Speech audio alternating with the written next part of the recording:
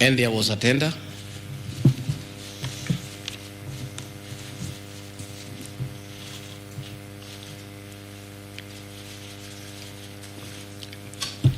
There was a tender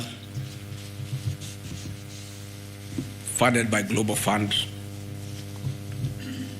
through KEMSA, and it was an international tender for manufacturers. The company owned by my son Christo Kenya Limited are not manufacturers, and they did not participate in any way in the tender, in any way. What happened is that in the year 2014, 8 years before I became Deputy President, Shobika Impex Limited appointed Christo Kenya as their local agent, whose work is to do their errands and follow their supplies at the ports of entry. Christo Kenya did not participate in this tender. It was done by Shobika. KEMSA wrote to Shobika and said, your tender was not successful because you had a problem with pagination of your security document. Pagination. Those of you who have done tenders, you number the pages. And if they are not right, you can be disqualified. And therefore, they were told, can you come and collect your bid board, your original bid board? That's what happens. If you participate in a tender and you don't win, you are asked to collect your bid board. And they kept on coming to collect the bid board. It was not available for almost 3 months. And they asked the local agent, that is Christo Kenya Limited, can you follow up on our behalf? We participated in this tender, we did not win. We have a letter asking us to collect the bid board. We are waiting for it because this is money that is tied as our agent in Kenya. Can you follow up? And that is why when my son on behalf of Christo Kenya Limited went to KEMSA trying to follow up. And when it was not working, he brought it to my attention and I made a call to Mr. Andrew Mulwa, asking, my son has been here. There's a little issue about a bid board of an unsuccessful tenderer. Why is it that this is money that is tied? And these are foreigners, these are foreign investors. We don't want to make life difficult for them. Please, why don't you release it to it unless there's a problem? Oh, he said, no, the matter is under investigation. That is why we cannot release it. The bid board is with the SEC. I said, fine. If the matter is under investigation, so be it. Right along, the investigations were over. ESCC wrote to KEMSA and returned the bid board. KEMSA in return wrote to Shobika and returned the bid board. End of story. Shobika did not win the tender.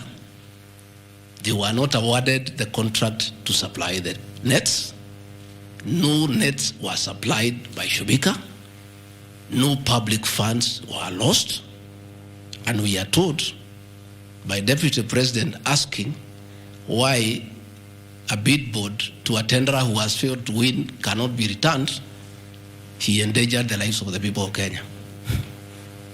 That is how absurd the allegation is.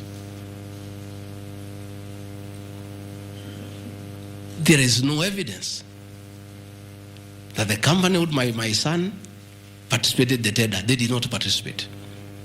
There is no evidence that the Deputy President interfered with the tender.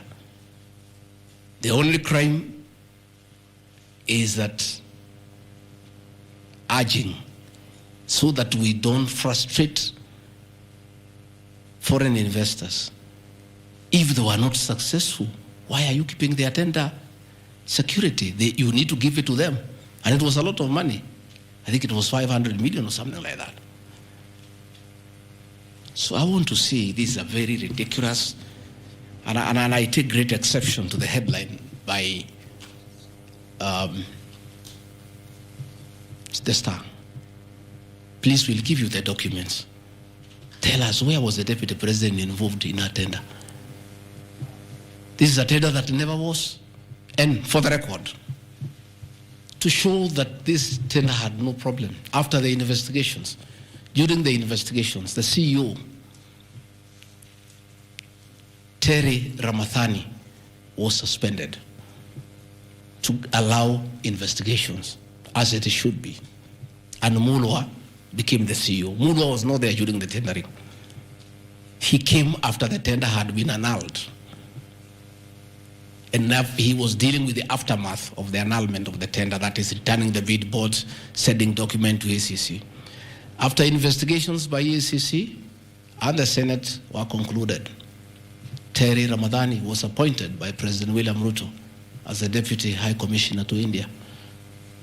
That tells you, because when those appointments are made, the head of public service writes to ACC, DCI on issues of integrity. Terry was cleared, which means there was no scandal.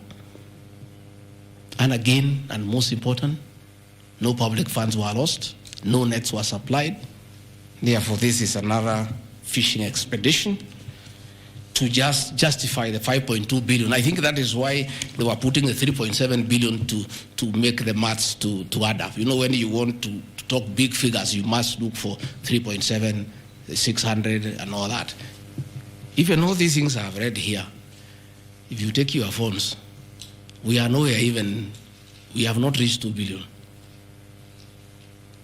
Because Olive Garden 400 million, Queensgate Apartment 600 million, Outspan and Treetop 600.